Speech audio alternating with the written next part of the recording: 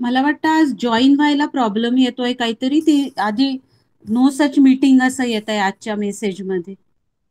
हे आधीच्या मेसेजमधनं आम्ही जॉईन केलं. प्लीज ॲडमिन कोण आहे आज? प्लीज तेवढं चेक करून घ्याल का?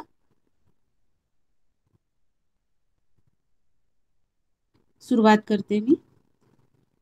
नमो आदिबोधात्मरूपा परेशा, नमो हंस नारायणा निर्जरेशा, नमो ब्रह्मदेवा वसिष्ठा श्रीरामा, नमो मारुती रामदासाभिरामा.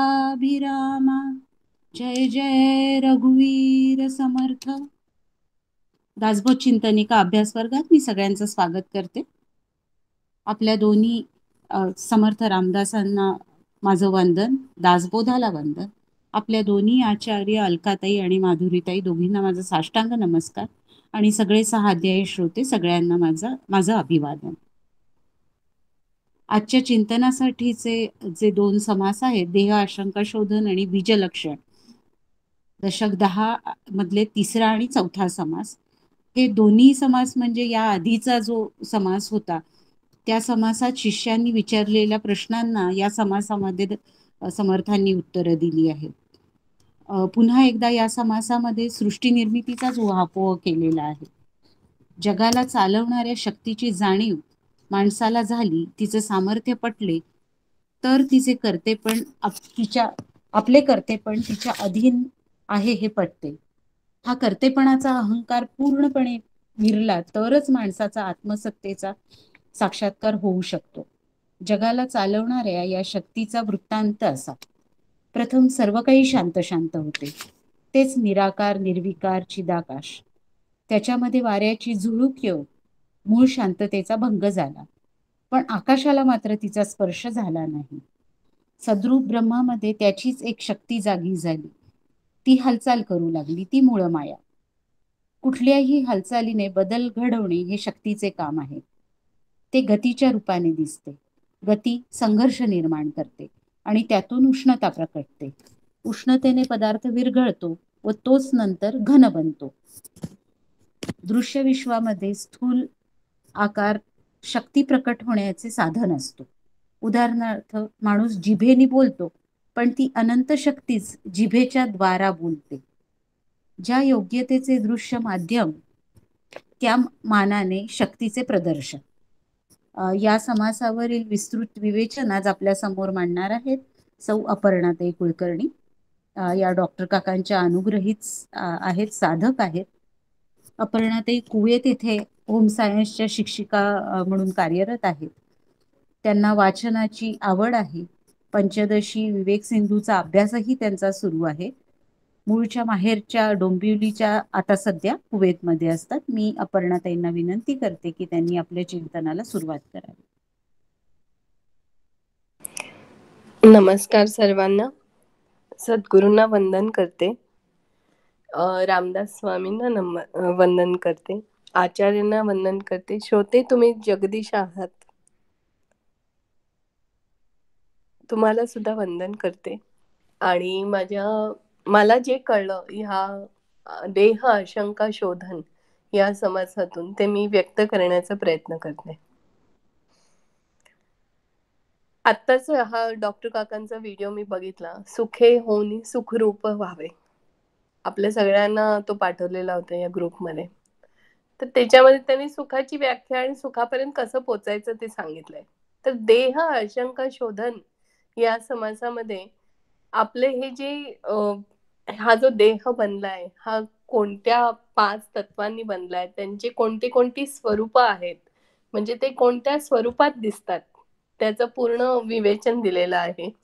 आणि म्हणून आपण जे मूर्तीला म्हणतात ना, मूर्तीचा आपण मूर्तीला प्रार्थना करतो, तर ती मूर्तीला का प्रार्थना करतो, तर त्याच्यामध्ये कुठेतरी संवेदना आहे, कुठेतरी ती मूळ माया ती आहे तिकडे आणि ती ऐकते, म्हणून आपण तिथे प्रार्थना करतो. आता या समासामध्ये वायू, अग्नी, आप आणि पृथ्वी यांची 2-2 रूप सांगितली आहेत. आपल्या देहात जसं अंतःकरण असते तसे विश्वात सुद्धा जाणीवरूप शक्तिरूप अंतःकरण गुप्त आणि सुप्त असे असते. गुप्त म्हणजे जे दिसत नाही आणि सुप्त म्हणजे पण ते दिसत नाही, पण त्याचं तुम्हाला प्रत्यय येतो. शब्द ही आकाशाची उपाधी असून ती बाजूस सारल्यावर उपाधीशिवाय जे उरते ते न भासणारे ब्रह्म. या निराभासींपासून मूळ माया जन्माला आली. वायू स्वरूप असणे हेच मूळ मायेचे लक्षण असून त्यात पंचमहाभूते आणि त्रिगुणांचा समावेश असतो. वायू म्हणजे शक्ती असा अर्थ आहे. मूळ माये शक्तिरूप असून ती साऱ्या विश्वाची जननी आहे. आता जेव्हा आपण श्वास घेतो, थोडक्यात काय करतो, आपण वायू आतमध्ये घेतो, तर आपल्यामध्ये शक्ती आपण हे करतो, शक्ती सामावून घेतो. तर आपापासून वायूपासून अग्नी झाला तो अग्निदेव, आणि अग्नीपासून आप झाले ते नारायणाचं स्वरूप. आपल्याला माहितच आहे पाण्यामध्ये नारायण किंवा विष्णू, श्री विष्णू असतात. आपापासून पृथ्वी झाली, तिचे रूप ते बीजाकार आहे. बीजाकार म्हणजे काय? पृथ्वीच्या पोटात अनेक प्रकारचे पाषाण असतात. पृथ्वीच्या पोटामध्ये तुम्ही एक बीज पेरलं तर त्याची तुम्हाला प्रचिती येते की तुम्हाला एकच रोप मिळत नाही, त्या रोपातून अजून बिया निर्माण होतात, अजून त्याच्यातून सृष्टी निर्माण होते. तर हे निर्माण करण्याचं काम या पृथ्वी तत्वात आहे.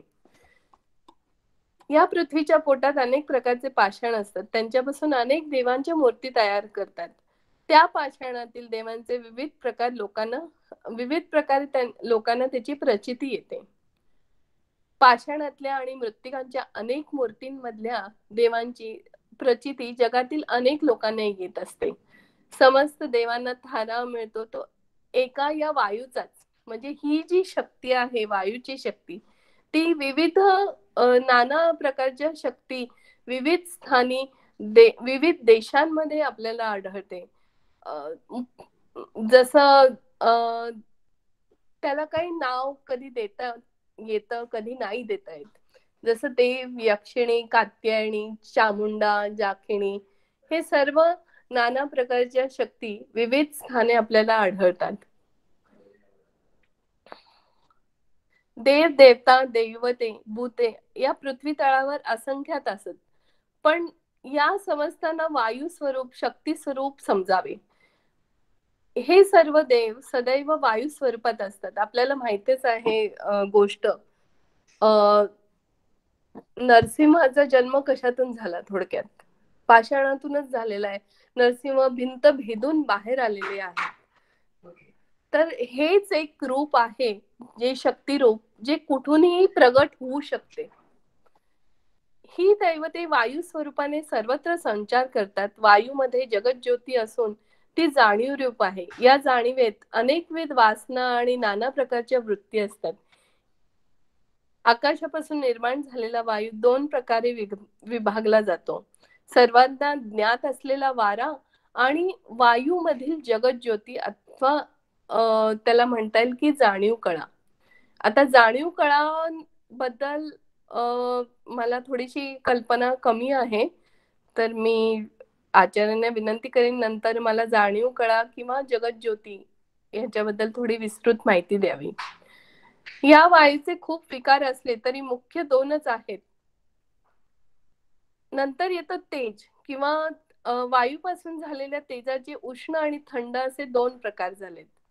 मनुष्य कुठून झाली, नक्की कुठून आली, हे सगळं करण्यासाठी अगोदर आपल्याला ह्या 5 तत्वांचा विचार करायला पाहिजे. अत्यंत प्रकाशमय आणि तेजोमय असा सूर्य उष्णापासून झाला, तसेच सर्व भक्षक अग्नी आणि विद्युल्लता हेही निर्माण झाले. शीतलापासून म्हणजे कोल्ड आपण म्हणतो, त्याच्यापासून अमृत, चंद्र, तारा आणि थंडी ही निर्माण झाली. तेजाचे खूप विकार असले, विकार म्हणजे थोडक्यात डिफरंट टाइप्स असले तरी मुख्यतः दोनच आहेत, ते म्हणजे आप आणि अमृत, म्हणजे पाणी आणि अमृत.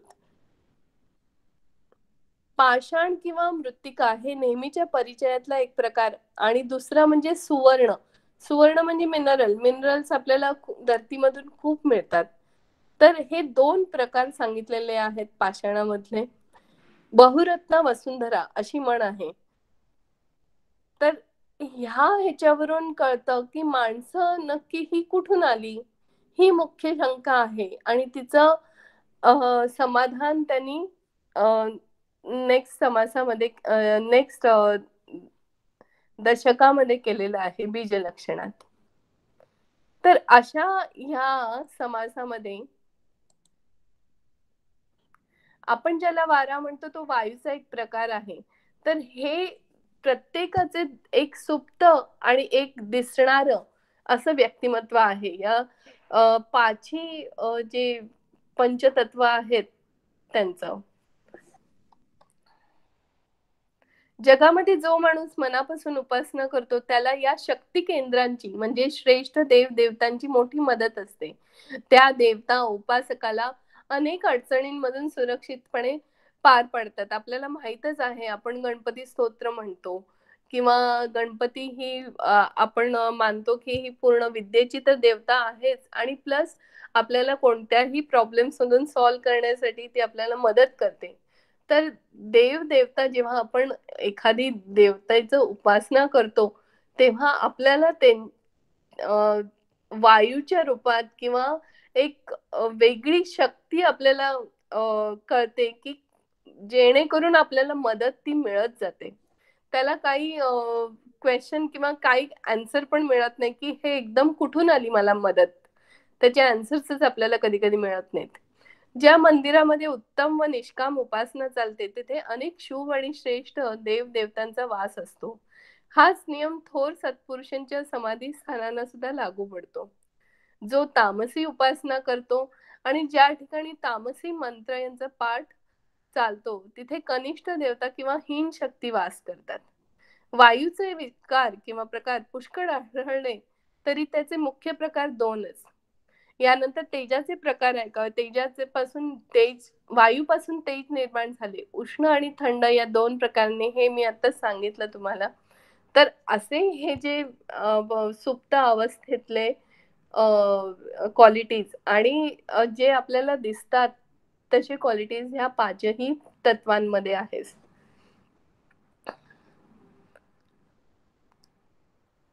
माणूस विचारावर स्वार झाला की हे सारे त्यास समजते. माणूस कुठून आला ही मुख्य शंका अजून तशीच राहिली आहे. आता देह आशंका समासामधून आपली ही शंका थोडी थोडी आपल्याला क्लिअर होईल, पण त्याच्याही पुढे जाऊन पुढच्या समासामध्ये पुढच्या दशकामध्ये त्याचं जास्त उहोपोह केलेलं आहे.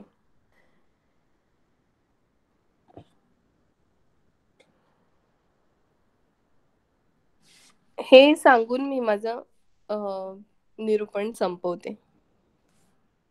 जय जय रघुवीर समर्थ.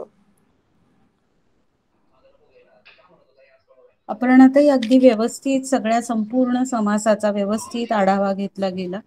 मूर्तीला आपण का मूर्तीची प्रार्थना किंवा मूर्तीला जे नमस्कार करतो ते का करतो हे सुरुवातीला सांगितलं तुम्ही, की त्याच्यामध्ये मूळ माया ही जाणीव रूपाने सगळीकडेच आहे. त्याची कुठेतरी एक सुप्त जाणीव असल्यामुळे आपण मूर्तीला नमस्कार करण्याची प्रथा आहे म्हणून. बाकी सगळ्या पंचमहाभूतांबद्दलची जी सगळी ती तत्व आहेत, चारही तत्व, आकाशाबद्दल ते नाहीये, चारही तत्वांची जी दोन्ही रूप आहेत ती दोन्ही रूप तुम्ही छान समजावून सांगितली. त्यातलं एक सूक्ष्म असतं आणि एक दृश्य रूप आहे ते, आणि देवदेवतांविषयीचं पण व्यवस्थित सगळं विवेचन करून सांगितलं. व्यवस्थित संपूर्ण समासाचा आढावा घेतला गेला. यानंतरचा जो समास आहे आपला दुसरा, तो आहे बीजलक्षण. हा यातही आधी विचारलेल्याच प्रश्नांना उत्तर पुन्हा समर्थ देत आहे. फक्त या विशेषत्वानी माणसाच्या उत्पत्तीबद्दल विचार सांगितलेला आहे. तरंगरहित ब्रह्मसागरामध्ये जणू काय हे प्रथम स्पंदन झाले. इथे जणू काय असा शब्दप्रयोग करून हे विश्लेषण केलंय. कारण याआधी आपण आचार्यांकडनं वगैरे अनेक वेळा ऐकलेलं आहे की एकंदरीत हे विश्वाचं कोडं उलगडं पाहिजे, आपल्याला समजलं पाहिजे, यासाठी शास्त्रांनी ही घडी बसवून दिली आहे. त्यामुळे जणू काही असं म्हणण्याची हे आहे. तर हे जे स्पंदन आहे ते म्हणजेच त्या सर्व शक्तिमानाची अनंत शक्ती होय. ब्रह्माच्या ठिकाणचे अनेक होण्याचे शक्तिरूप स्फुरण हीच त्याची इच्छा होय. त्या इच्छेला अनुसरून निराकाराचे साकार, निर्गुणाचे सगुण व अनंताचे शांत आणि निर्विशेष सामान्याचे सविशेष अनेक होण्याचा खेळ चिन्मय ब्रह्म खेळते. प्रत्येक पदार्थामध्ये त्याच्या मूल्याप्रमाणे शक्तीचा संचय असतो. विश्वाचा कारभार पाहिला तर विश्वाची निर्मिती करणे, त्याचा सांभाळ करणे आणि त्याचा लय करणे या तिन्ही प्रक्रियांना प्रचंड शक्ती लागते. निर्माण करणारी शक्ती कमालीची सर्जनशील आहे. तिला ब्रह्मदेव म्हणायचं. निर्मितीच्या बरोबरच विश्वात प्रचंड मोडतोड सुरू आहे. संहाराचे अवाढव्य प्रमाण, त्याच्यातील क्रूरपणा आणि अनपेक्षितपणा सर्वच अचाट असते. हे घडवून आणणाऱ्या शक्तीला रुद्र किंवा महेश म्हणतात. जी निर्माण करते आणि मारते तीच ईश्वरी महामाया विश्वालाही सांभाळते. जीवाचे रक्षण करणाऱ्या या शक्तीला विष्णू म्हणतात. या समासाचे जे चिंतन आहे ते आज आपल्या समोर मांडणार आहेत सौ मंजिरी मांडके. आता पुण्यात स्थायिक आहेत. त्या मूळच्या अहमदनगरच्या आहेत. त्या BA BEd झालेल्या आहेत. सध्या गृहिणी आहेत. शिवथरगळची बाल आणि युवा शिबिरं त्यांनी अटेंड केलेली आहेत.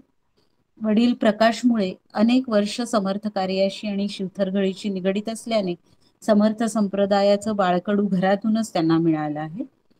मी मंजिरीताईंना विनंती करते की त्यांनी आपल्या चिंतनाला सुरुवात करावी. मंजिरीताई. धन्यवाद ताई. आवाज येतोय माझा? हो, येतो. सर्वप्रथम माझे प्रथम गुरु, माझे आई वडील यांना वंदन करते.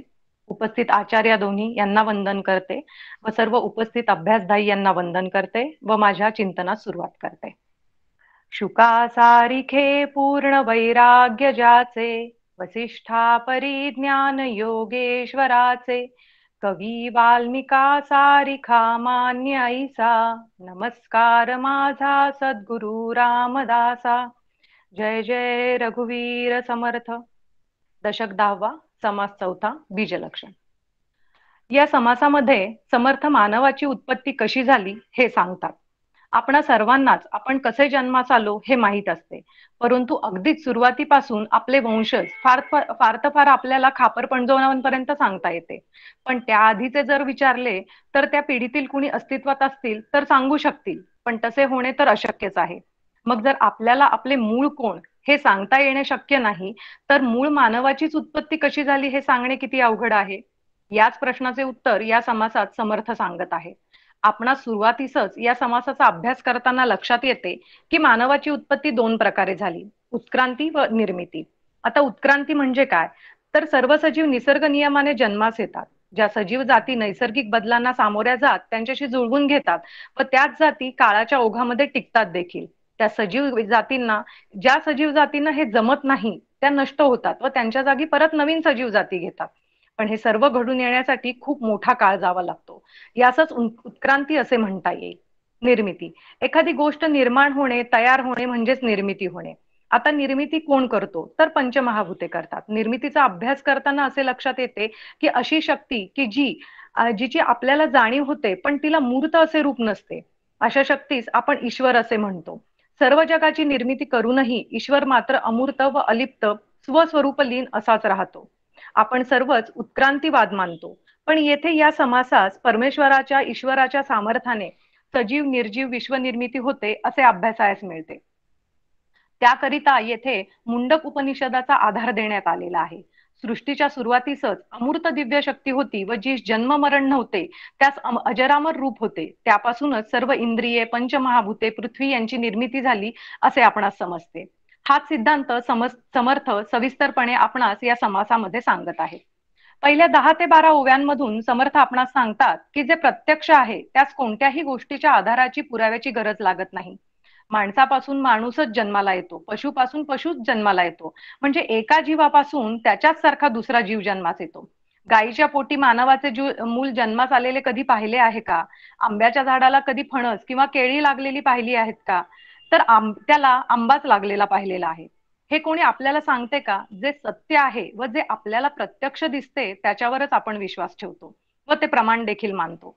काही वेळेस शरीरामधून जन्मास येणारे शरीरे काही वेगळी म्हणजे जी सामान्य नाहीत अशी लक्षणे घेऊन जन्मास येतात.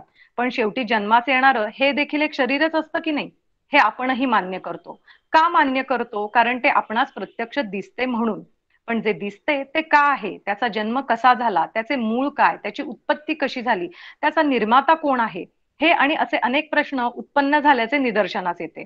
मग अशा उत्पन्न होणाऱ्या प्रश्नांची उत्तरे म्हणून समर्थ सांगतात की जो प्रत्यक्ष अनुभव घेतो व जी प्रचिती येते त्या ज्यावर आपल्या सामान्य माणसाचा विश्वास बसतो व त्याविषयी आपल्याला विश्वास वाटतो, तो अनुभव म्हणजेच खरा पुरावा समजायचा. हे सर्व घडून कोण आणते? त्याचे उत्तर सापडताना समर्थ परब्रह्म मूळ माया यांची आपणास ओळख करून देतात. समर्थ सांगतात की या विश्वाचे मूळ परब्रह्मात आहे, जे सदा सर्वदा निर्लेप आहे. परब्रह्माच्या ठिकाणी मूळ मायेची निर्मिती झाली, जिला अष्टधा प्रकृती असे समर्थ म्हणत आहेत. या मूळ मायेमध्ये 5 भूते 3 गुण अशी 8 तत्वे सामावलेली आहेत. मूळ माया ही वायू व शक्ती स्वरूप आहे. वायूमध्ये जाणीव आहे, जाणीवेमध्ये इच्छा आहे. शक्तीमध्ये जी जाणीव आहे तिचे स्वरूप सत्य आहे, म्हणून जे सत्यात आहे व जे सत्यच आहे त्याला इच्छा असे म्हणता येते. समर्थ 11 व 12व्या ओळीमध्ये हे सामान्य मनुष्याच्या कसे आव्याख्या बाहेरचे आहे हे स्पष्ट करतात. त्यासाठी समर्थ आकाशाचे उदाहरण देखील देताना दिसतात. आपणास आकाश दिसते पण आपण त्या स्पर्श करू शकत नाही. त्यामुळं आपण जे निर्गुण निराकार असे आत्मा ब्रह्म मूळ ब्रह्म आहे, त्यास दुसरे कोणतेही नाव दिले तरी त्याचे मूळ रूप मात्र कधीच बदलणार नाही. कारण त्यास कोणतेही विकार नाहीत, ते विकारहीन आहे. त्यामुळे समर्थ 14व्या ओवीत हे स्पष्ट करतात की जे सत्य आहे, ज्याचा अनुभव प्रचिती आपल्याला येते, त्यावरूनच आपण आपले मत निश्चित करत असतो. पुढच्या 15 ते 46व्या ओव्यांमध्ये ब्रह्म परब्रह्म ईश्वर परमेश्वर त्याची रूपे व त्यांची एकूणच कार्य अभ्यास करावयास मिळतात. परब्रह्माच्या एका भागावर मूळ माया वावरते. जेथे ब्रह्म आहे तेथे मूळ माया आहे व जेथे मूळ माया आहे तेथे जाणीव आहे. या अधिष्ठान ब्रह्मास ईश्वर असे म्हटले आहे. या ईश्वराचा संबंध गुणांशी येतो. ते गुण म्हणजे सत्व रजतम. या 3 गुणांचा संबंध विष्णू ब्रह्मदेव व महेश या 3 अंगांशी लावण्यात आलेला आहे. त्यास आपण देव ईश्वर परमेश्वर असे मानतो. सत्वमय सत्वमय हा गुण भगवान विष्णूने धारण केला आहे. रजोगुण ब्रह्मदेव तर तमोगुण महेशाच्या अंगी आहे.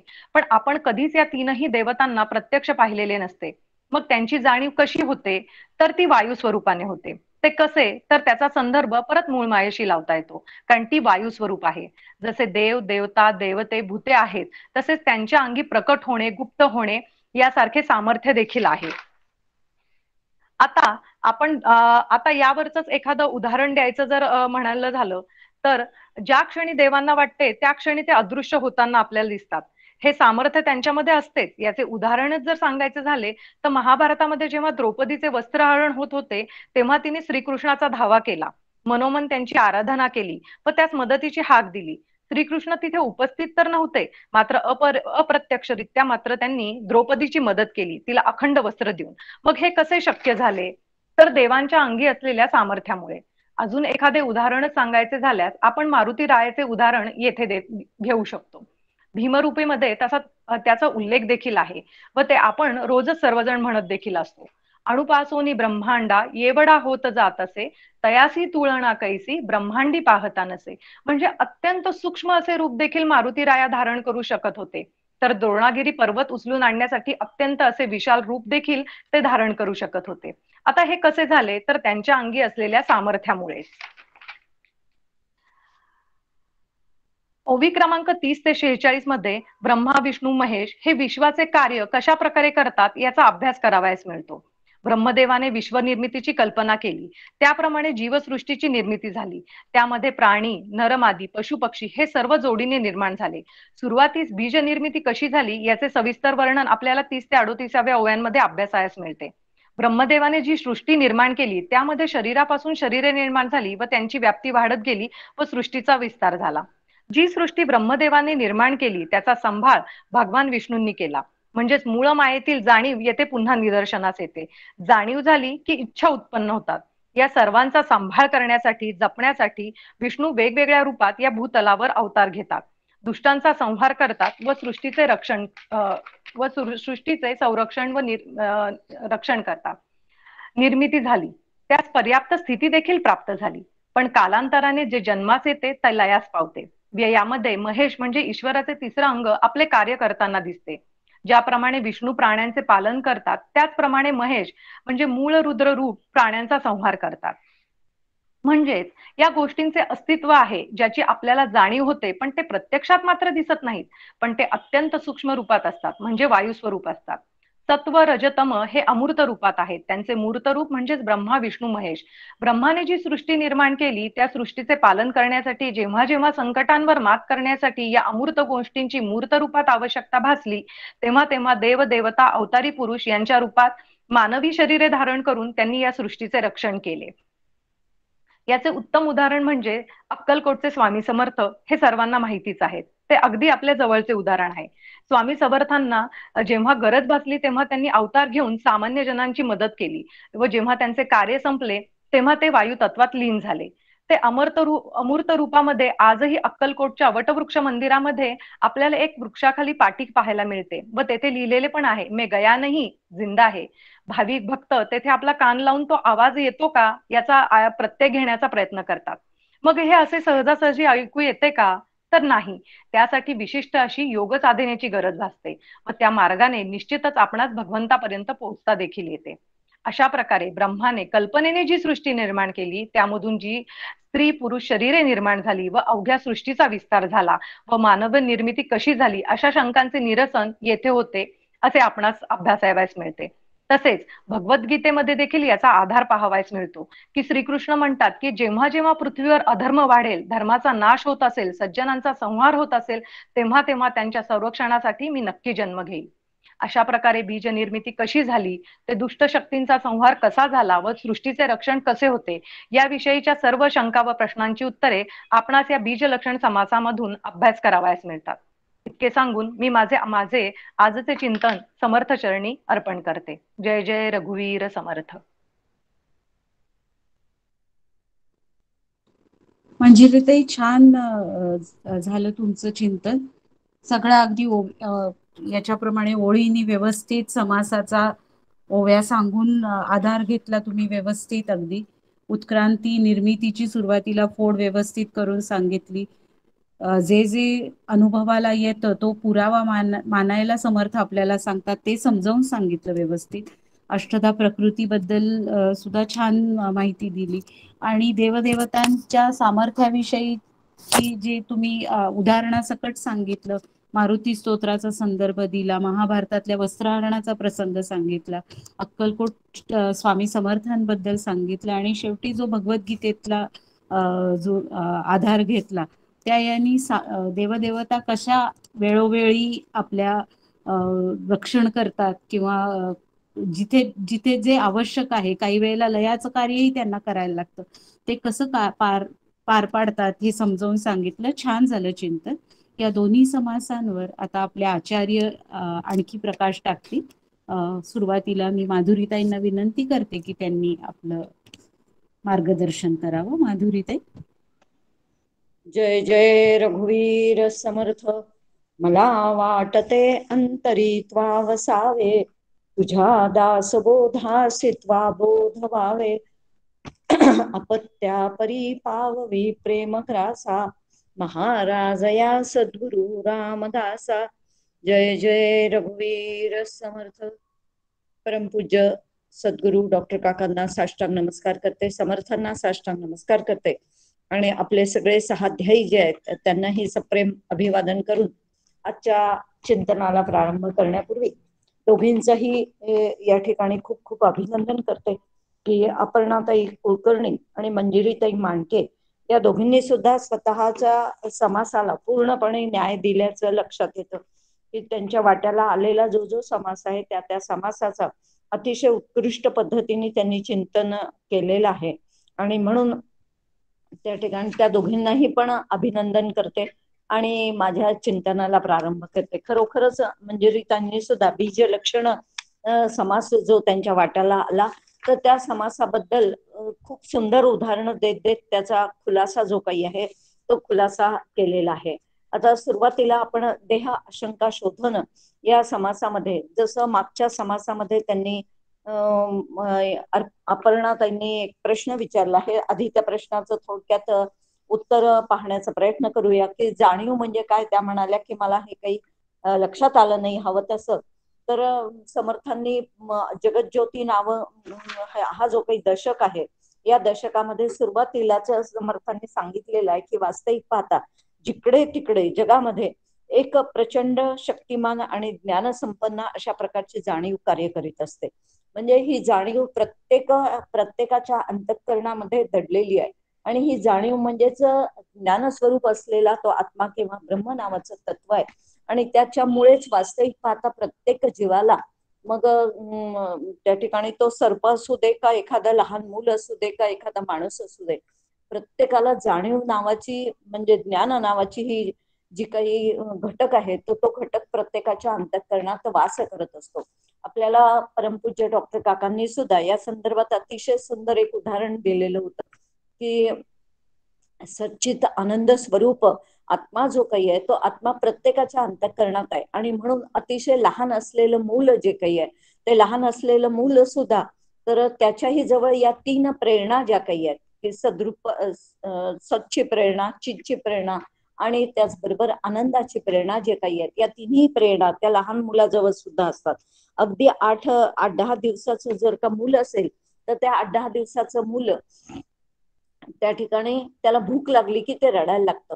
म्हणजे मी सातत्याने असावं अशी त्याच्याजवळ आतूनच प्रेरणा आहे, आतूनच ते ज्ञान आहे, आतूनच ती जाणीव आहे की मी सतत असलं पाहिजे. आणि म्हणून ते रडतं. आणि मग ते रडायला लागलं की आईच्या लक्षात येतं आणि मग आई त्या लहान मुलाला त्या ठिकाणी दूध देते. आणि दूध दिल्यावरती ते लगेचच खुदकन हसायला लागतं आणि ते शांत होतं. आता ही जी काही सातत्याने टिकून राहावं ही जी काही प्रेरणा आहे, ही प्रेरणा त्याला कुठून मिळाली, तर त्याला त्या ठिकाणी सद्रूप असलेल्या त्या आत्म्याकडून त्याला ती प्रेरणा मिळाली. आणि त्या प्रेरणेनुसारच ते लहान मुलं भुकेसाठी रडतं. दुसरी गोष्ट आहे की ज्यावेळेस अंधार पडतो, अंधार होतो काही कारणाने, त्यावेळेस पुन्हा ते मूल रडायला लागतं. आणि ते मूल रडायला लागल्यावरती मग आई किंवा आजूबाजूची कोण व्यक्ती असेल तर तिच्या लक्षात येतं लाईन गेली आहे आणि म्हणून हे मूल रडतंय. मग तिथे एखादा टॉर्च दाखवला किंवा मेणबत्ती लावली किंवा काही तत्सम अशा प्रकारचा प्रकाश तिथे जर का दाखवला गेला तर लगेच पुन्हा ते मूल हसायला लागतं.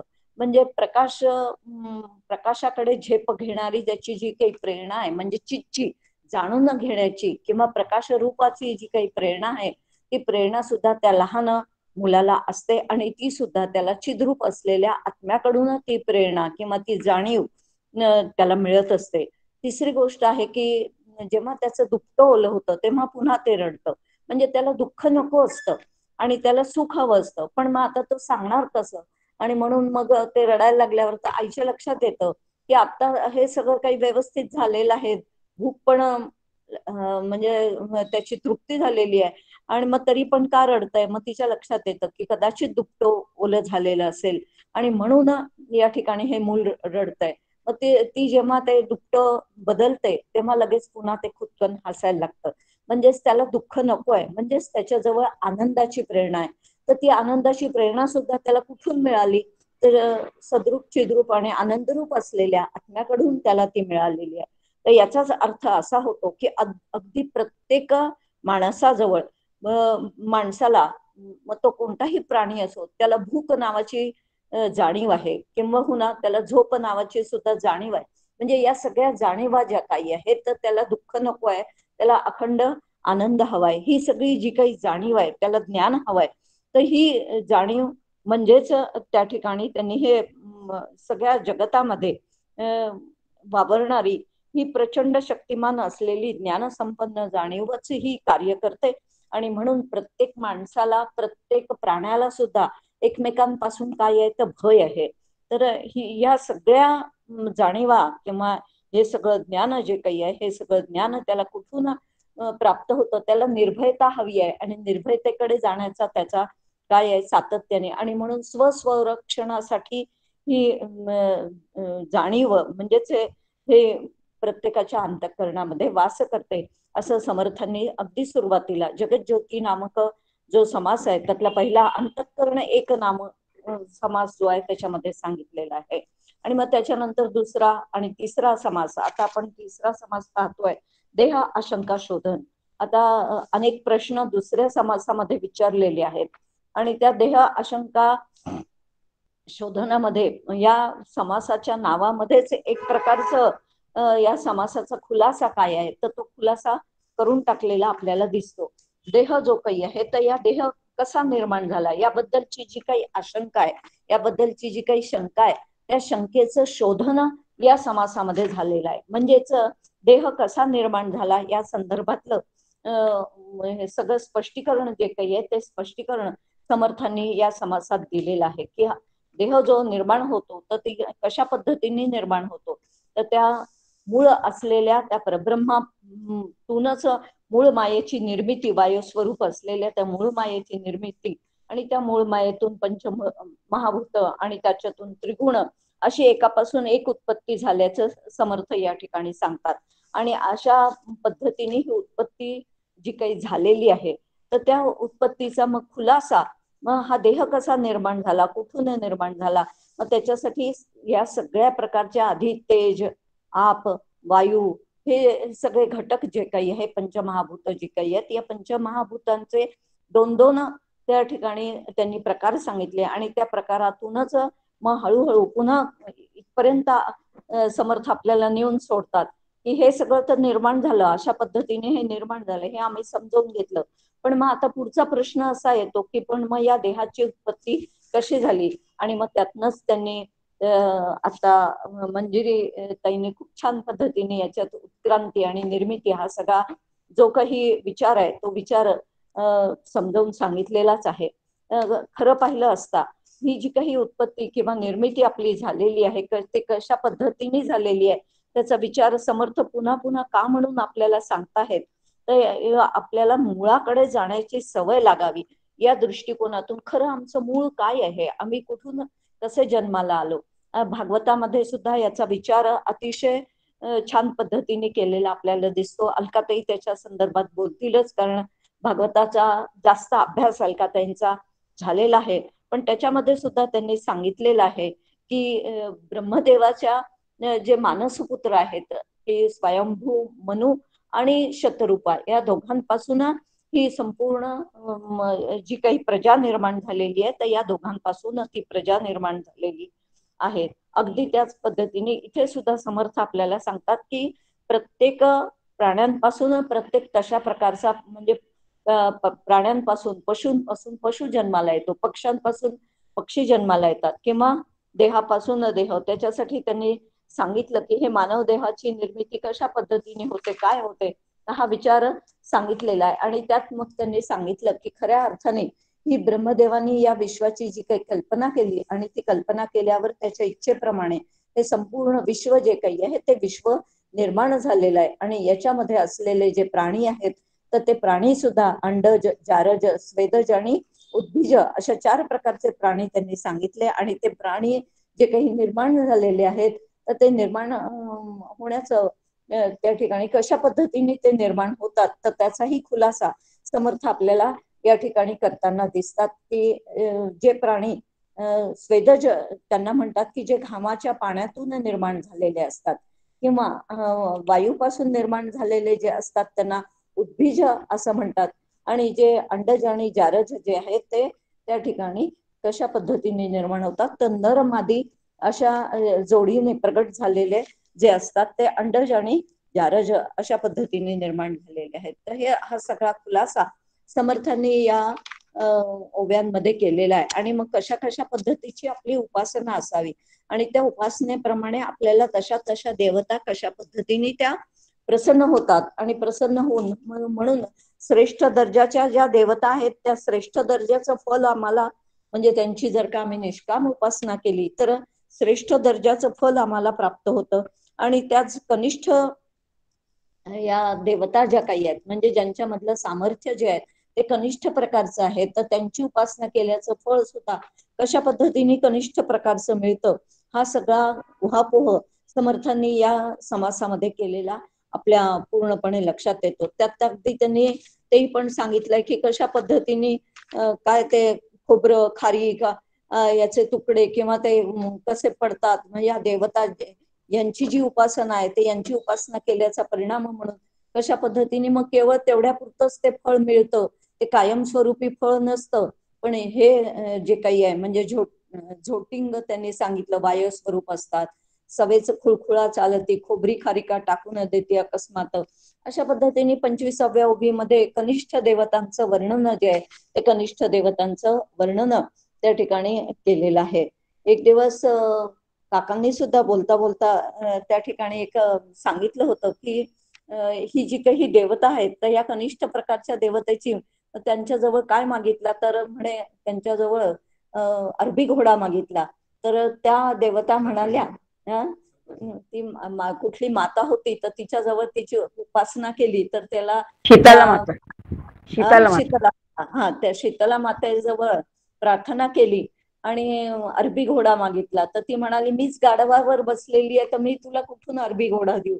अर्थात ही अशा प्रकारच्या ज्या कनिष्ठ देवता असतात त्या कनिष्ठ देवतांच्या उपासनेचं फळ सुद्धा कनिष्ठ प्रकारचं असतं, ते कायमस्वरूपी टिकणारं नसतं. आणि म्हणून श्रेष्ठ देवतांची पूजा अर्चा आपण करावी आणि ती सुद्धा निष्काम असावी. हा मुख्य संदेश जो काही आहे हा मुख्य संदेश समर्थ या समासामध्ये विशेष करून देताना आपल्याला दिसत आहेत. आणि अशा पद्धतीने हा सगळा विचार समर्थांनी या बीज लक्षण नावाच्या समासामध्ये मांडलेला आहे.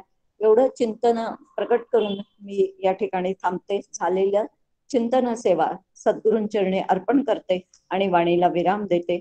जय जय रघुवीर समर्थ. माधुरीताई खूप धन्यवाद. तुम्ही अपर्णाताईंना जी शंका होती ते जाणीव ही संकल्पना खूप छान समजावून सांगितली आणि सच्चित आनंदाच्या तीनही प्रेरणा कशा तान्ह्या बाळातही कशा पद्धतीने असतात ते अगदी विस्तृतपणे सांगितल्यामुळे ही संकल्पना अगदी स्पष्ट झाली आहे आमच्या सगळ्यांचीच. समर्थ पुन्हा पुन्हा हे का सांगतात की कारण आपल्याला एकूण सृष्टीची निर्मिती कशी झाली किंवा माणूस कसा निर्माण झाला हे का सांगतात आपल्याला, तर आपल्याला प्रत्येकाला मुळाकडे जाण्याची ओढ असते. आपला खरा निर्माता कोण आहे, आपला ब्रह्म आहे, ब्रह्मापासून आपण झालेलं आहे आणि तेच आपलं खरं स्वरूप आहे याची जाणीव होऊन आपण तिथपर्यंत पोहोचणं अपेक्षित आहे त्यांना. आणि त्यासाठी हे वारंवार सांगतात. म्हणजे आपल्या अभ्यासासाठीचं ध्येय त्यांनी निश्चित करून दिलेलं आहे. डॉक्टर काकांचा तुम्ही आता शेवटचा जो दृष्टांत सांगितला कनिष्ठ देवतांबद्दलचा अतिशय मार्मिक दृष्टांत होता आणि त्यातून निष्काम कर्माची महती पुन्हा एकदा पटवून देण्याचं त्या दृष्टांतांनी काम निश्चितच केलेलं आहे. याच समासांवर आणखी मार्गदर्शन आपल्याला अलकाताई करतीलच. मी अलकाताईंना विनंती करते की त्यांनी सुरुवात करावी. अलकाताई. जय जय रघुवीर समर्थ. समर्थांना आणि परमपूज्य डॉक्टर काकांना वंदन करते आणि काही विषयाचं चिंतन मांडते. खरं तर बऱ्यापैकी विषयाचं चिंतन खूप छान झाले, कारण अपर्णाने जो विषय मांडला तो अतिशय सुंदर. खरंच कौतुक आहे. भारताच्या बाहेर राहून आखाती देशामध्ये राहून सुद्धा एवढा अभ्यास करणं आणि अतिशय छान. म्हणजे बेलसरे गुरुजींच्या दासबोधाचा खूपच चांगला अभ्यास केलेला दिसतो, कारण मुद्दे सगळे तिकडून व्यवस्थित छान मांडलेले होते. मंजिरीचाही घरामध्येच नाही म्हटलं तरी प्रकाशदादाचीच मुलगी असल्यामुळे समर्थ संप्रदाय आहे पहिल्यापासून, त्यामुळे विषयाची मांडणी अतिशय सुंदर स्पष्ट होती. आरतीताईंनी तर नेहमीप्रमाणे चांगलं सूत्रसंचालन केले आणि माधुरीताईंनी खूपच चांगला विषय मांडलाय. आता मी जो विषय मांडलाय ते सगळे उत्तमच आहेत, त्याला स्पर्शच नाही करणार. फक्त मूळ जी काही देह सूक्ष्म देह अशंका जो आहे किंवा देहामध्ये असणारं सूक्ष्म तत्व समर्थ आपल्याला दाखवत आहेत आणि विश्वनिर्मितीचा संपूर्ण जो काही एक प्रवास समर्थ आपल्याला सांगतायत त्याचा करताना खूप छान समर्थाने एक विषय दिलेला आहे तिथे. ती म्हणजे मुळामध्ये ज्या वेळेला विश्वनिर्मिती झाली तिथे स्फुरण आहे आणि जिथे जिथे स्फुरण आहे ते वायू स्वरूप आहे. त्या तुम्ही जर समाज बघितला तर त्याच्या सुरुवातीला जे चित्र दिलेलं आहे ते हनुमंताचंच दिलेलं आहे. आणि तो हनुमंत कसा आहे तर तो प्राणनाथ आहे, मरुताचाच पुत्र आहे, मरुत तत्वच आहे लक्षात घ्या ते. आणि ते स्फुरण जे आहे ते स्थूल आणि सूक्ष्म दोन्ही होणार आहे. आता ते स्थूल आणि सूक्ष्म कसं आहे ते म्हणताना समर्थ त्या पहिल्या समासामध्ये म्हणजे तिसऱ्या समासामध्ये स्पष्ट सांगतायत की ज्यावेळेला विश्वाची निर्मिती झाली त्यावेळेला एकोम बहुस्याम स्फुरण झाले. तिथून सुरुवात केली एकोम बहुस्याम स्फुरण. आणि मग त्या ठिकाणी मग आकाशात वायू मरुत तत्व कसं निर्माण झालं तिथून त्यांनी सुरुवात केली. आणि मग त्यातूनच जे काही सगळी विश्वाची निर्मिती झाली. मग जीवाची निर्मिती झाली. मग जीवामध्येही स्फुरण आहेच. मग जीवाचं असणारं स्फुरण कोणतं आहे तर ते वासना आहे. मुळामध्ये झालेलं जे स्फुरण एकोम बहुस्याम प्रजायत हे असणारं ते ब्रह्मावरती होणारं जे स्फुरण आहे जे ईश्वर तत्व आहे तर ते शुभवासनेमध्ये जातं. आणि जीवाची जी काही मला हे हवंय मला ते हवंय मला काहीतरी हवंय ते कुठे कशामध्ये जातं तर ते वासनेमध्ये म्हणजे अशुभ वासनेमध्ये. याचा अर्थ काहीतरी सूक्ष्म कल्पना केल्याशिवाय म्हणजे पहिल्यांदी जे काय आपल्याला हवं असणार आहे ते सूक्ष्म स्फुरण रूपाने आणि त्यानंतर म्हणजे पहिल्यांदी अरूप आहे आणि त्यानंतर रूप आहे. मग अरूपामध्ये पहिल्यांदी जे आहे तर ते काय आहे ते स्फुरण आहे. त्याला वासना म्हटलेलं आहे. आणि मग त्या वासनाच्या स्वरूपाने त्यांनी म्हटलं की पुढे एकदा वासना निर्माण झाली की ती तुम्हाला काहीतरी साकार रूप घ्यायलाच लावते. मग ती कशी निर्माण जाते की ते वासनाचं हे करणं ते छान उल्लेख केला की वासनांची छोटी मोठी केंद्र. काय छोटी मोठी केंद्र म्हणजे काय वासनांची छोटी मोठी केंद्र ते लिहिलं वेलसरे गुरुजींनी. पण वासना याचा अर्थ जर एखादा गायक आहे मला गायकच व्हायचंय तर तो गायकाच्या दृष्टिकोनातून बघ याचा अर्थ त्याचा विकास त्याच दृष्टिकोनातून होणार आहे. चित्रकार आहे त्यांनी केवळ चित्राचा विचार केला त्याचाच त्याचा होणार आहे. याचा अर्थ जी काही वासना माझ्या आतमध्ये आहे की मला हेच व्हायचंय इथे मी आहे मी आहे मी आहे. मुळामध्ये मगाशी प्रश्न विचारला शुद्ध जाणीव म्हणजे काय.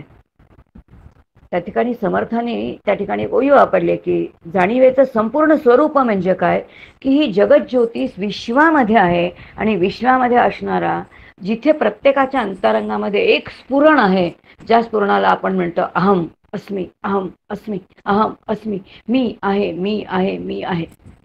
जीवाच्या संदर्भात अहम अस्मी आणि विश्वाच्या संदर्भामध्ये ईश्वर तत्वाचं जे काय आहे एकोहम बहुस्याम मी एकमेव आहे मला खूप व्हावंसं वाटणं. हे दोन्ही काय आहे तर हे शुद्ध जाणीव स्वरूप आहे. जाणीव ईश्वर स्वरूप आहे. ईश्वर जर बघितलं तर ती शक्ती स्वरूप आहे. आता शक्ती स्वरूप म्हटल्यानंतर आपण अनेक वेळेला बघितलेले की शक्ती हे मायेचं स्वरूप आहे. पण तरी सुद्धा समर्थ त्याला माया म्हणत नाहीत त्याला शारदा म्हणतात शक्ती म्हणतात आणि त्या शक्तीची उपासना करायला सांगतात आणि उपासनेचं फळ आपल्याला चांगलं मिळतं असं याच समासामध्ये सांगितलं. आता हे जे काही देवदेवता वायू स्वरूप आहेत मग आपण देवदेवतांना काय काय देतो बघा. हवी काय देतो यज्ञामध्ये हवी देतो. जे जे यज्ञामध्ये घालतो त्याचं यज्ञामध्ये जे साकल्य घालतो मग त्याच्यामध्ये जे काही भात घातलेलं असेल तीळ घातलेलं असेल ते अग्नीच्या संपर्कात आल्याबरोबर त्याचं नामरूप निघून जातं. त्याचं सूक्ष्म रूप आहे ते बाष्प स्वरूपाने वर जातं आणि ज्या देवता सूक्ष्म स्वरूप आहेत त्या सूक्ष्माला तिथे जाऊन मिळतात. याचा अर्थ देवता सूक्ष्म आहेत त्यांना दिलेली हवी आहे तेही सूक्ष्म स्वरूपात जाते. हे यज्ञाचं आणि उपासनेचं मर्म समर्थ आपल्याला सांगतात. ह्या बारीक गोष्टी जर लक्षात घेतल्या तर लक्षात येईल की आपल्याला उपासनाही सोडता येत नाही. याचा अर्थ ती केलीच पाहिजे पण ती निष्काम असली पाहिजे. आणि म्हणून मग या जगज्योतीच्या अनंत मूर्ती आहेत असं त्यांनी म्हटलंय की जगज्योती ज्या ज्या ठिकाणी अहम अस्मी लक्षावधी 84 लक्ष योनी ज्या काही आहेत त्या सगळी त्याचीच स्वरूप आहेत. आणि ती त्याचे स्वरूप असणारे समर्थ पुढे जाऊन म्हणतात बहुरत्न वसुंधरा. मग एकीकडे पृथ्वी तत्वाचे काय फक्त दगडदोटे घोंडेच आहेत का. मग त्याच्यामध्ये माणिक मोती पाचू सगळं आहे. त्याच्यामध्ये सुवर्णासारखा धातू आहे. त्याच्यामध्ये हिरा आपल्याला मिळणार आहे. हे पण सगळं मिळणार आहे. पण हे सगळं जड आहे पंचभौतिक आहे. पण अष्टधा प्रकृतीचं असणारं सुरुवातीला समर्थ उल्लेख करतायत की अष्टधा प्रकृती मग अष्टधा प्रकृतीचे असणारे 84 लक्ष योनी ज्या काय आहेत जे तुम्ही आम्ही सगळे आहोत की ज्याच्यामध्ये काय आहे की आपली शक्ती कधी हीनशक्तीचा आपण वापर करतो तर कधी आपण ऊर्ध्व म्हणजे उत्तम शक्तीचा वापर करतो. कधी गुणहीनतेकडे जातो कधी गुणसंपन्नतेकडे जातो. हे का घडतं कारण तुमच्या आमच्या असणाऱ्या शुभ आणि अशुभ वासना. ईश्वराचं असणारं एक शुद्ध स्वरूप आहे पण आपलं स्वरूप जरी अहम अस्मी असलं तरी त्यात आपला अहम मिसळण्यामुळे आपली शुभ वासना न राहता ती अशुभ वासना होते आणि म्हणून मग शुभ आणि अशुभ दोन वासना आहेत. या दोन्ही ज्या आहेत, आता या ठिकाणी समर्थ मुद्दाम सुरुवातीला आपल्याला सांगतायत की ही शक्ती स्वरूप ऊर्ध्वगामी शक्तीला आपल्याला करावं लागेल आणि शक्ती जर ऊर्ध्वगामी करायची असेल तर उपासनेला पर्याय नाही. आता किती सुंदर सांगितलं. याचा अर्थ ती शक्ती जरी मायेचं स्वरूप असलं तरी ती पार करण्यासाठी तिचीच उपासना करावी लागते आणि तिची उपासना करून आपल्याला तिला पार करून जायचंय आणि पार करून जायचंय म्हणून त्या शक्तीलाही ऊर्ध्वगामी करायचंय आणि मग ऊर्ध्वगामी करताना शुभ अशुभ प्रवाहाना वहंती वासना सरित. तुमच्या आमच्या बुद्धीमध्ये शुभ आणि अशुभ दोन वासनांचे प्रवाह आहेत. आता ते असणारच आहेत. त्यातला एक आपल्याला टाळायचं आहे आणि दुसरा आपल्याला स्वीकारायचं आहे. हे आपल्याला त्या ठिकाणी समर्थ सांगतायत आणि ते त्याच्यामुळे मग नंतर त्याच्याकडे दोन दोन जे काही आहेत तेजतत्वाचे दोन काय आहेत. मग आदित्य प्रकाशमान आहे, अग्निदाहक आहे, तर वीज कशी आहे तर ती सुखद आहे, आपाचे पुन्हा प्राणी, ते दोन दोन जे प्रकार दिले ते सगळं त्याचं तपशीलवार आहे. पण ह्या सगळ्या तपशील ह्या सगळ्याच्या निर्मितीचं मूळ स्वरूप कोणतं आहे तर ते मरुत तत्व आहे जे स्थूल आणि सूक्ष्म आहे.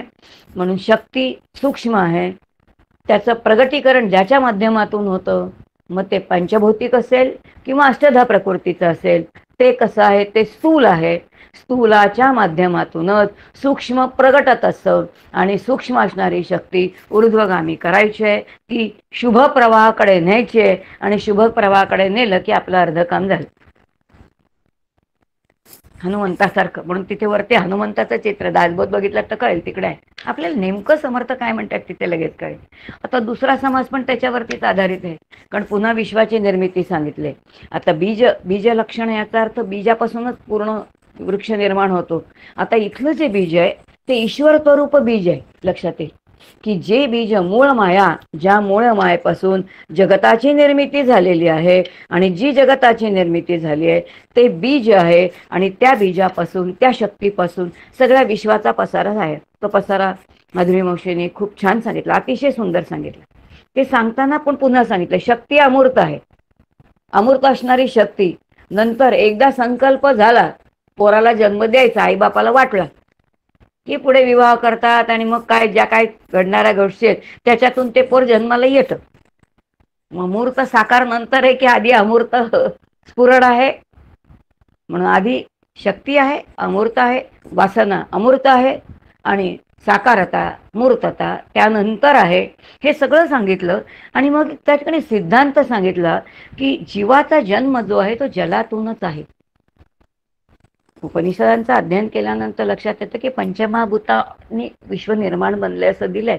पण एका उपनिषदामध्ये त्रिवृत्करण दिलेलं आहे आणि त्रिवृत्करणमध्ये दोन जी सूक्ष्म तत्व आहेत ती अध्यारूत धरलेली आहेत आणि तीनच तत्व धरलेली आहेत. कारण मंथनातून काय आहे निर्मिती आहे, पण जी निर्मिती आहे जे बीज आहे ते बीज एकीकडून दुसरीकडे वीर एकीकडून दुसरीकडे वाहून न्यायचं असेल तर ते जलाशिवाय पर्यायच नाही. जलाशिवाय जीवाचा जन्म तरी होईल काय. त्याचा अर्थ वीर एकीकडून दुसरीकडे न्यायचं असेल तर जल माध्यम पाहिजेच. आणि म्हणून प्रत्येक 84 लक्ष जीवयोनी, मग अंडज असू दे, जारज असू दे, श्वेदज असू दे, उद्बीज असू दे, त्या सगळ्याच्या जन्माचं मूळ कारण जे बीज वाहून नेणं ते कोणाकडे आहे तर ते जलाकडे आहे. उल्लेख झाला मग अशी डार्विनच्या सिद्धांताचा, तो खोटाच पडला. अर्थात आपल्याला त्याचं चिंतन नाही करायचंय. पण जलातून निर्मिती झाली आणि म्हणून लक्षात येईल की मग अशी उल्लेख केला की भागवतामध्ये हा विचार येतो की दशावतार, याचा अर्थ पाण्यामध्ये पहिल्यांदा एक माशासारखा जीव निर्माण झाला. अगदी तसं ते जे दोन ज्याला आपण म्हणतो वीर्य आणि शुक्रतंतू जेव्हा मिलन होतं तेव्हा तो बारीकसा असणारा तो माशासारखा जीव मातेच्या गर्भामध्ये असणारा त्या जलामध्येच तो निर्माण होतो. म्हणून जीवाचा जन्म कुठे आहे तर त्या जलामध्येच आहे असं सांगितलेलं आहे. आणि मग असं हे ईश्वर तत्व हीच मूळ माया आहे. मग मूळ माया असणारं ईश्वर असणारं ते काय काम करते, ते उत्पत्तीचं काम करते, ते स्थितीचं काम करते, ते लयाचं काम करते. हे सगळंच्या सगळं करत असताना लक्षात येईल की याचमुळे या मायेचं जे काही शक्तीचं स्वरूप आहे ते जीवाच्या ठिकाणी वासना आहे आणि वासना असल्यामुळे कल्पना वासना स्वरूप असल्यामुळे मग ती काय करते, ती कल्पना करते. एकदा त्या जेव्हा वासनेने कल्पना केली तेव्हा ती अरूप आहे, पण त्याचा परिणाम जेव्हा ते सत्यामध्ये येतं तेव्हा पुन्हा ते रूप धारण करतं. म्हणजे स्फुरण अरूप आहे, तर प्रत्यक्ष रूप धारण करतं तेव्हा काय होतं, तर ते रूप धारण करतं. मग आता ह्या तिन्हीला नावं दिलेत, काय दिलेत, उत्पत्ती स्थिती आणि लय, प्रत्येकाला एक एक देवता दिल्या. हे सगळं सांगितल्यानंतर समर्थ या ठिकाणी सांगतायत या शक्तीचे पण 2-3 प्रकार आहेत. समर्थांनी जाणीवपूर्वक केले, कारण आपल्याला जर आपली वासना ऊर्ध्व दिशेला न्यायची असेल, शुभ आणि अशुभ प्रवाह आपल्या वासनेमध्ये असतील, त्यातून जर आपल्याला पार करायचं असेल, तर मग आपल्याकडे कोणती शक्ती आहे, मनुष्याकडे असणारी शक्ती कोणती असेल, तर जादूसारखी असणारी शक्ती ज्याला गौडविद्या म्हटलंय, राक्षसांकडे असणारी घोडंबरी विद्या आहे, ब्रह्मदेवाकडे असणारी सृष्टी विद्या आहे. प्रत्येकामध्ये निर्मितीचं कार्य आहे. आता लक्षात येईल, उत्पत्ती स्थिती आणि लय हे एकाच ईश्वर तत्वाचं कार्य आहे. जसं नेहमी परमपूज्य काका सांगतात, लक्षात घ्यायचं, देव एकच आहे, ईश्वर एकच आहे, त्याचं काम बदललं की त्याचं नाव बदलतं. अगदी तशीच ती शक्ती जेव्हा जीवाच्या ठिकाणी कार्य करते तेव्हा तिचंही नाव बदलतं. आणि मग काहीतरी हे हवंय का ते हवंय, असं हवंय का ते हवंय, असं काहीतरी मला करायचंय, काहीतरी करायचंय, मला निर्माण करायचंय, मला बनवायचंय, असं मनात झालं की ती निर्मितीच्या मागे लागते. मग ती शक्ती कोणती आहे, तर ती ब्रह्मदेवाची शक्ती आहे. मन काम करतं, जे निर्माण केलेले ते काही काळ टिकून ठेवायचे, लाडू जरी केले तरी 15-4 दिवस पुरले पाहिजेत म्हणून आई डब्यात घालून ठेवते. स्थिती सांभाळणं तेच आहे. आणि मग त्यानंतर संपवणं, नाहीच कोणी खाल्ले तर जिने केले तिला संपवावे लागतात. मग आता लय आहे, मग आता हेच तिन्ही जीवाच्याही ठिकाणी आहे. ईश्वर तत्व जितकं व्यापक आहे, जिथेही मायेच्या स्वरूपामध्ये असलं तरी तेही जीवाच्या ठिकाणी, म्हणून बीज लक्षण जे आहे ते मूळ ईश्वर लक्षण आहे, ईश्वर तत्व आहे. आणि त्याचंच वासना हे जीवाच्या ठिकाणीचं स्वरूप आहे. आणि ते जसं उत्पत्ती स्थितीला ईश्वर कार्य करतं, तसं मन, बुद्धी आणि अहंकार जीवाच्या ठिकाणी वासनेला धरून कार्य करतात. आणि मग ती वासना आता आपल्याला ऊर्ध्वगामी करणं आहे, म्हणजे ईश्वराकडे लावणं आहे. सगळी शक्ती जी आहे ती प्रपंचाकडे न लावता, लौकिकाकडे न लावता, मूळ ब्रह्मतत्वाकडे किंवा परमात्मे तत्वाकडे लावणं. आणि तिकडे लावली की ती उपासना घडते. उपासना घडली की त्याचा परिणाम आपल्याला नक्कीच चांगला येतो. उदाहरणच दिले की संतांच्या ठिकाणी सत्संकल्प असेल तर काही अनुभव येतात, समाधीच्या ठिकाणी अनुभव येतात. हे सगळे उपासनेचे आहे, कारण उपासनेमध्ये व्यापकता आहे, शुचिता, शुद्धता आहे. आणि म्हणून वासनाही शुद्ध हवी, वासनाही व्यापक, सर्वांना सर्वसमावेशक हवी. कारण तो हनुमंत किती व्यापक होऊ शकतो हो, तसं आपल्याला वृत्तीने व्यापक होणं आहे. आणि हा सगळा विचार आपल्याला या 2 समासामधून समर्थ शिकवू पाहतायत असं वाटतं. आणि शास्त्रानुसार परमपूज्य मंदाते आणि काका जे काही सांगतात त्यांच्यानुसार हा विचार या ठिकाणी सांगण्याचा प्रयत्न केला. सगळी सेवा समर्थांच्या चरणी समर्पित करते आणि मी माझ्या वाणीला विराम देते. जय जय रघुवीर समर्थ. अलकाताई धन्यवाद. तुम्ही एक वेगळ्याच दृष्टिकोनातून या दोन्ही समासाचा आढावा घेतलात. वेगळी डायमेन्शन त्याला मिळालं. त्याच्यामुळे स्फुरण मूळ तत्व जे आहे ते वायू स्वरूप आहे. हनुमानाचं रूप कसं त्याच्यासाठी ते स्थूल आणि सूक्ष्म या दोन्ही स्वरूपात कसं अस्तित्वात आहे, या सगळ्या गोष्टी खूप छान समजावून सांगितल्या तुम्ही. जीवाचं स्फुरण, वासना, शुभ वासना, अशुभ वासना, त्याचे परिणाम कसे होतात तेही छान सांगितलं. तर जीवाचं जे स्फुरण आहे अहम अस्मी आणि विश्वाचं एकोहम बहुस्याम याच्याही बद्दलचा तुम्ही ते विश्लेषण करून सांगितलं सगळं. यज्ञाचं आणि एकंदरीतच उपासनेचं मर्म समजावून सांगितलं. उपासना कशी हवी, व्यापकता आणि शुचिता आहे, आणि तशी उपासना असेल तर त्याचं आपल्याला फळही चांगलंच मिळणार आहे. आणि या सगळ्या गोष्टी खूप छान पद्धतीने तुम्ही समजावून सांगितल्या. आणि तो जो हे सिद्धांत सांगितला, जीवाचा जन्म जलातून आहे, एकंदरीतच तुम्ही या सगळ्या संकल्पना इतक्या छान पद्धतीने समजावून सांगितल्या की त्या म्हणजे स्पष्टच होत जातात सगळ्या नेहमीप्रमाणे. खूप धन्यवाद. आपल्याला आता आज हे कोण घेणार आहे शेवटचा श्लोक? मीच घेते, मृणाल नाहीये. येऊ श्लोक? हो चालेल. व्हावी पूर्ण कृपा गुरो मजवरी प्रार्थित भावे तुला वारी सर्व अरिष्ट नेऊ निलया संमोह जो वाढला अज्ञानांधजनांची मुक्त करुणी शांतीपदी बैसवी विनती हीच असे न मागत तुझे भक्ती तुझी ही हवी जय जय रघुवीर समर्थ जय जय रघुवीर समर्थ. हरिओम तत्सत. जय जय रघुवीर समर्थ. दोन्ही जय जय आचार्यांना जय नमस्कार. जय जय रघुवीर रघुवीर समर्थ. समर्थ. जय जय जय जय रघुवीर रघुवीर